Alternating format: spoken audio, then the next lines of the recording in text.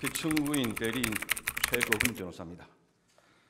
헌법재판소는 현행 헌법상 대법원과 함께 최고의 사법기관입니다. 헌법재판소는 헌법보장기관, 헌법수호기관, 기본권 보장기관, 권력통제기관으로서의 지위를 가집니다. 피청구인 대리인들은 헌법재판소가 위상에 걸맞게 재판을 공정하고도 품격 있게 진행하기를 요청합니다. 대통령 탄핵에 대하여 살펴보자면 우리나라에서는 박근혜 전 대통령에 대하여 탄핵 결정을 한번 한 바 있습니다.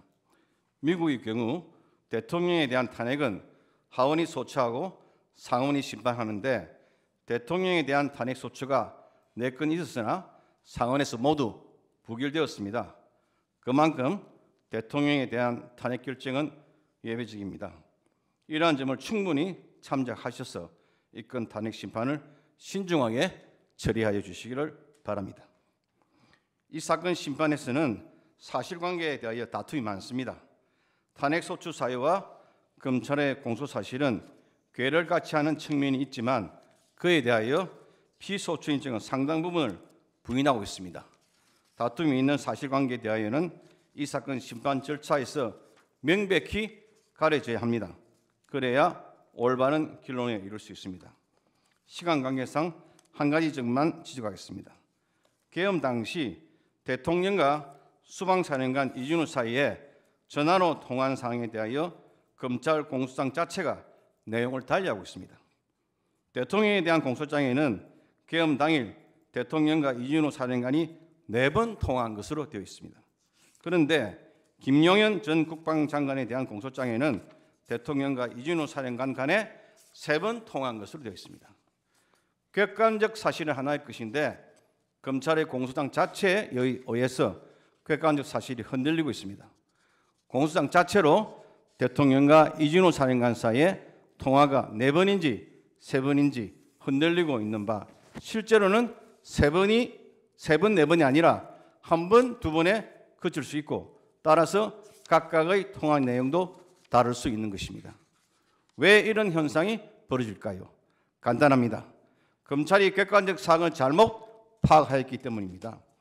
당연히 청구인 측도 객관적 사실에 맞지 않는 주장을 하고 있는 것입니다. 객관적 사실이 이 사건 심판을 통하여 명쾌하게 밝혀져야 합니다. 절차적 정당성과 관련하여 말씀드리겠습니다.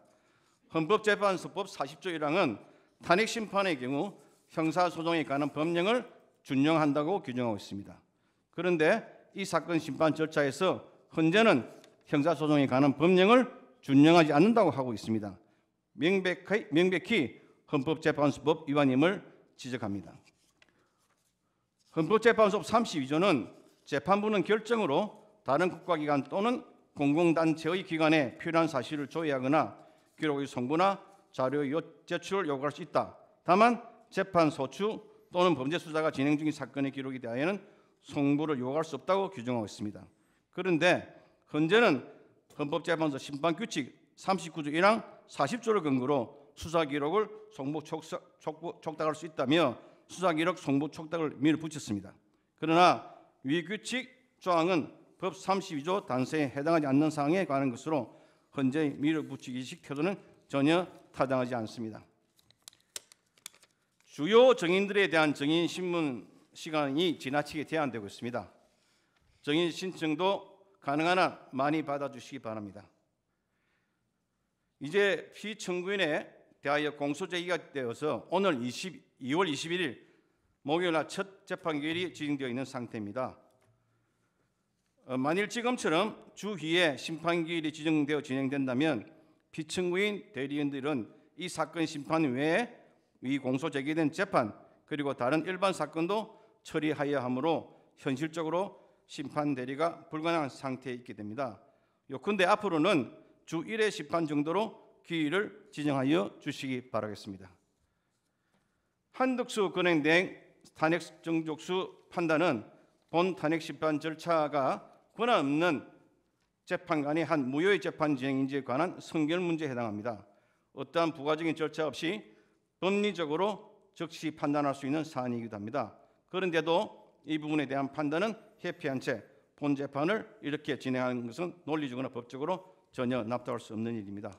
부디 재판장님을 비롯한 재판관님들께서는 우리가 잘 알다시피 법관은 헌법과 양심과 법률에 따라서 재판한다고 했습니다. 그때 그 양심은 개인적인 양심이 아닙니다. 주관적인 양심이 아닙니다.